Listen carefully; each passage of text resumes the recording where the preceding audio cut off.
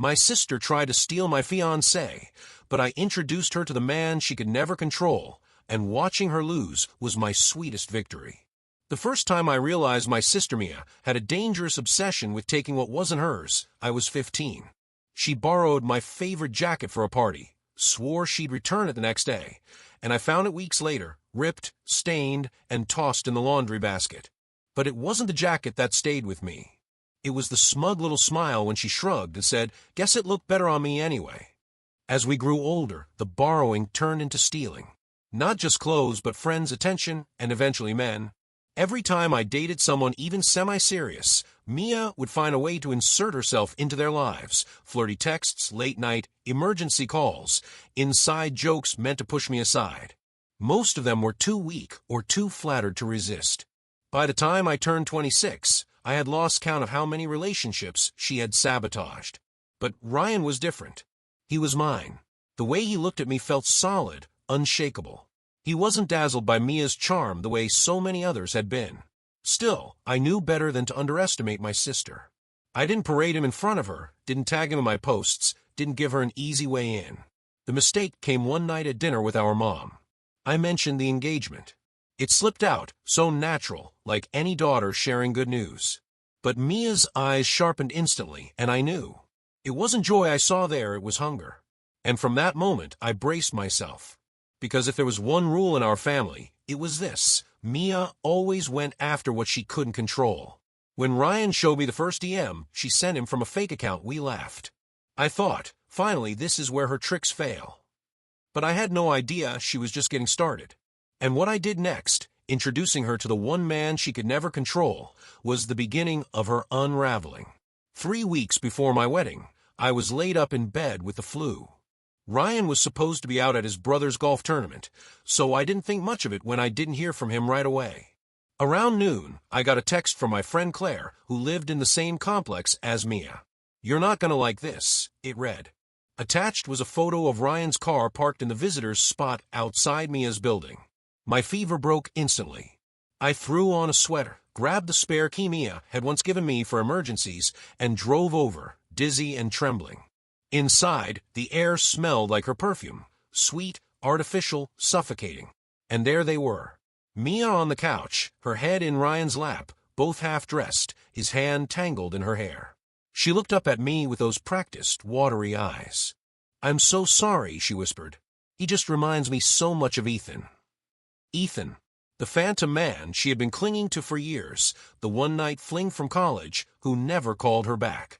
She had built a whole mythology around him, used him as an excuse for every cruel, selfish thing she did. And now she was using his name to excuse this. Ryan barely even stood up. He didn't reach for me, didn't try to explain. That silence told me everything. I left without another word.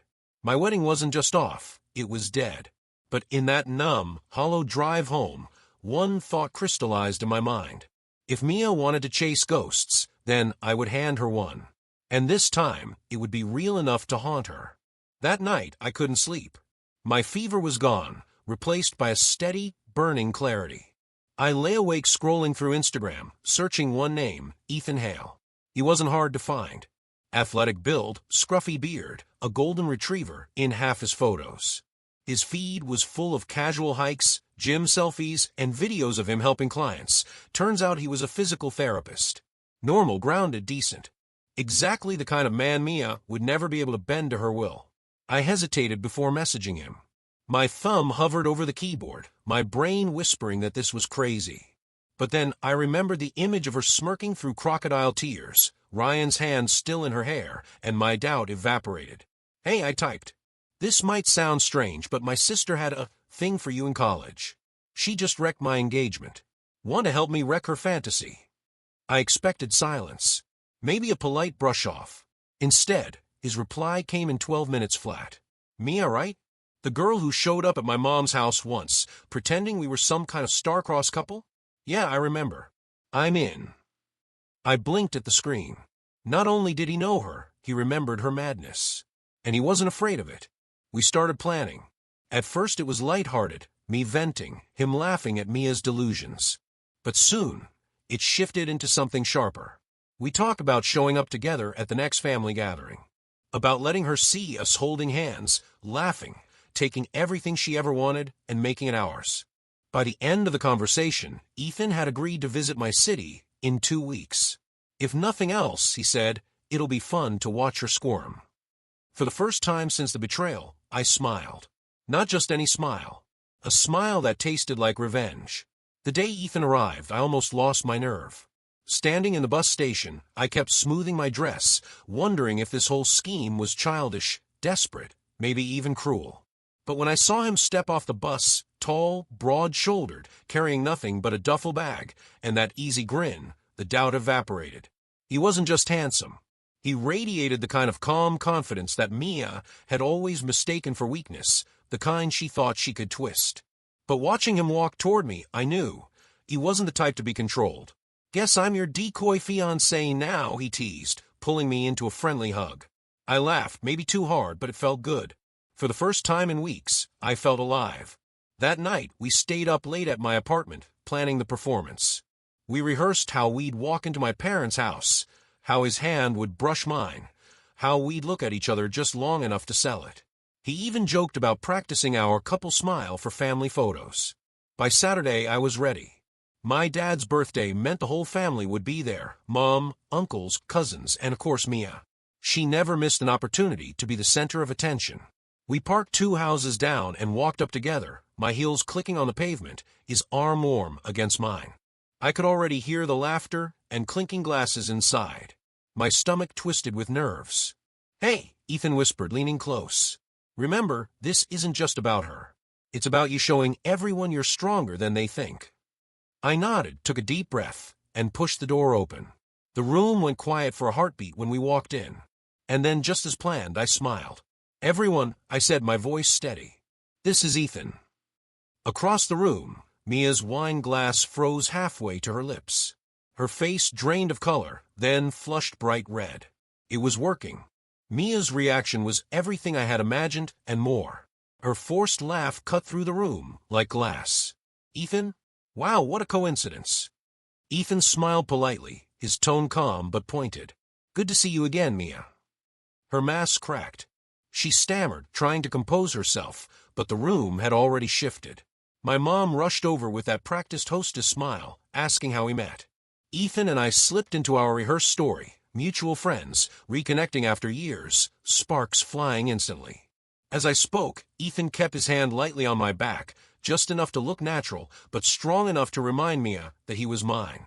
Every time she tried to interrupt, he looked straight at her, not with anger, but with the kind of polite indifference that drove her insane. Dinner was chaos in slow motion. My cousins whispered, my dad raised his glass in welcome, and Mia? She sat there with a smile stretched so tight it looked painful. She barely touched her food, too busy stealing glances at us. Her jaw clenched every time Ethan laughed at one of my jokes. When dessert came, I decided to twist the knife. I leaned into Ethan, whispered something silly, and he chuckled, brushing his thumb over my hand as if we were truly in love. Cameras flashed, family photos for the birthday celebration. And in every shot I was glowing. Ethan looked relaxed, natural, and Mia looked like she was about to shatter. Later, when we stood to leave, she cornered me by the door. Her voice was low, trembling with rage. "You don't know what you're doing. Ethan is different. He's mine." I tilted my head, smiling sweetly. "Funny, he doesn't seem to think so." Ethan appeared then, draping his arm around me, his expression unreadable. "Ready to go, love." The look on Mia's face was pure devastation. And for the first time in years, I felt like I had finally won. That night, after Ethan dropped me off, I sat on my couch replaying the entire evening like a favorite movie. Every detail, the look in Mia's eyes, the stiff way she clutched her wine glass, the way she fumbled her words, was seared into my memory. I should have felt guilty, but instead I felt free. For once, Mia wasn't the one holding the strings. The next morning, Ethan texted, "Had fun last night. You're a natural. Want to grab brunch?" We met at a cafe near the park. Without the performance hanging over us, the atmosphere felt lighter. We talked about everything: his work, my postponed wedding, how exhausting it was to grow up with Mia as a sister. At one point, he leaned across the table, grinning. "Honestly, I didn't just come here to help you. I was curious about you too. That caught me off guard. I'd been so focused on revenge that I hadn't considered anything else. Meanwhile, Mia was unraveling. She showed up at my apartment unannounced 2 days later, mascara smudged, hands trembling. "You can't do this," she hissed. "You don't understand. Ethan and I are destined." I almost laughed. Destined? Mia, he doesn't even like you. He remembers you, sure, but as the girl who stalked his mother. That's it. Her face twisted, somewhere between fury and despair. "You'll see. He'll come back to me." I shut the door in her face. For once, I didn't chase after her, didn't explain myself, didn't soften the blow. I just let her walk away with nothing. When I told Ethan about it later, he shook his head. "She'll push harder before she gives up. But the thing is, she's not built to win." Hearing that, something shifted inside me. Maybe this wasn't just about revenge anymore. Maybe this was about finally breaking the cycle Mia had trapped me in for years. And maybe Ethan was the key. The following weekend, Ethan came with me to a friend's engagement party. It wasn't about Mia this time. It was about seeing how real this act felt outside of my family's drama.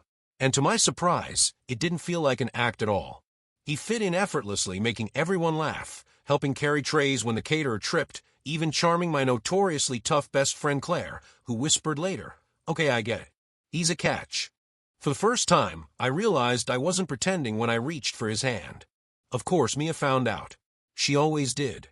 That night, she blew up my phone with a storm of messages. "You're lying to yourself. He's only with you to get to me. He belongs with me. You're just in the way." Ethan read them over my shoulder and raised an eyebrow. "She really believes this." "She's always believed the world owes her something," I muttered. "But Ethan, she doesn't stop. Ever." He leaned back on my couch, calm as ever. "Then maybe it's time we stop playing defense." That's when we made a new plan. Not just to show Mia she couldn't control Ethan, but to show everyone how delusional her fantasy was. We agreed to go public with our relationship. Real photos. Real dates. No performance, no secrecy. The next day, I posted a picture of us at the park, Ethan's arm draped around me, both of us smiling like it was the easiest thing in the world. My caption was simple, happier than ever. Within minutes, Mia commented, "You'll regret this." But for the first time in years, her threats didn't scare me. They made me laugh. Because the truth was sinking in. The more she tried to claim control, the clearer it became that she had none. And I wasn't about to give her any, ever again. By the time my cousin's wedding rolled around, Mia was spiraling. She tried every tactic, rage, guilt, even crocodile tears with our mother, but nothing was working. Ethan and I kept moving forward, side by side. The wedding reception was the perfect stage. Families gathered, champagne flowing, everyone watching. I walked in with Ethan on my arm, and it was impossible to miss the whispers. People had seen our posts, and now they were seeing it live. Me radiant, Ethan grounded and magnetic, us looking every bit the couple Mia had once dreamed of being part of. Mia, of course, was already there. She froze mid-laugh when we entered, her smile collapsing. She tried to recover, rushing over in her sequin dress that glittered like desperation. "Ethan," she said too loudly, hugging him before he could react. "So good to see you again." He stepped back smoothly, placing his hand on my waist. "I'm here with her," he said simply. The message was clear. The look on her face was priceless. Throughout the night, she kept orbiting us, trying to insert herself into conversations, dropping comments like, "Ethan and I go way back," or "We had such a connection in college." But every time, he gently corrected her, making it obvious to everyone that she was clinging to a fantasy. At one point, she cornered me near the restroom, her voice trembling. "You think you've won? This won't last. He'll see the truth." I stared at her, calm, almost pitying. "Mia, the truth is, he never wanted you. He never will." Her eyes filled with tears, but I didn't flinch. I walked back into the reception, Ethan's hand finding mine instantly. For the first time, Mia wasn't the star of the story. She was just the girl watching from the sidelines, powerless. And I intended to keep her there. After the wedding, Mia went quiet. Too quiet. That was never a good sign. For a week, I half expected another ambush, angry texts, fake accounts, maybe even showing up at Ethan's work. But instead, she disappeared. No calls, no messages, not even a passive-aggressive comment on my posts. It should have felt like peace. But I knew my sister. Silence meant she was plotting. One night, Ethan came over with takeout, and as we sat cross-legged on the floor eating noodles straight from the cartons, I admitted, I keep waiting for the other shoe to drop. She doesn't give up this easily. He put his chopsticks down, looking at me with that steady calm that always steadied me, too. Then let her come. You've spent your whole life bracing for her storms. But the difference now is you're not standing alone. Those words hit deeper than I wanted to admit, because this had started as revenge, as a twisted performance to put Mia in her place. But somewhere along the way, it had turned into something real. When Ethan brushed a noodle off my cheek and kissed me, it wasn't staged. It wasn't part of the plan. It was just us. The next day, Mia made her move. She showed up at my parents' house during Sunday dinner, tears streaming, telling everyone that Ethan was leading her on, that I had stolen her soulmate, that I was cruelly flaunting him to hurt her. But this time, instead of pity, she got eye rolls. My dad sighed, my mom tried to hush her, my cousins exchanged knowing looks. For once, the family wasn't buying it. They were tired of her theatrics. And as Ethan slid his hand into mine across the table, I realized Mia's power was finally crumbling. Not because of anything cruel I'd done, but because the truth had become undeniable. She couldn't control him. And without that control, she had nothing. Mia's meltdown at dinner was her last attempt to hold on to the story she had built for years. She stormed out of my parents' house, swearing Ethan would come to his senses, that I'd stolen her fate. But the only thing she'd really lost was her grip on everyone around her. For once, nobody chased after her. Not even Mom. The silence she left behind was heavier than her drama ever had been. Later that night, Ethan and I sat in his car, the street lamp casting soft light across his face. You know, he said, when you first messaged me, I thought this was just going to be a funny story to laugh about one day. I smiled, resting my head on his shoulder. And now? He glanced down at me, his hand tightening around mine. Now, I think I was supposed to meet you this way. Chaos and all. It wasn't the fairy tale ending I once pictured with Ryan. It was better, because it was real, built not on pretending or performing, but on choice. Our choice. As for Mia, I stopped waiting for her next move. I blocked her number, stopped checking for fake accounts, stopped giving her the stage she craved. Let her chase ghosts. I had no interest in playing her games anymore. Walking into my apartment that night, I caught my reflection in the mirror. For the first time in years, I didn't see the sister living in Mia's shadow. I saw myself whole, steady, free. And when my phone buzzed with a new photo Ethan had sent, a goofy selfie of him, and his dog captioned, "We miss you already," I laughed out loud. Mia had tried to steal my fiancé. But instead, she pushed me straight toward the man she could never control. And that, I realized, was the sweetest revenge of all.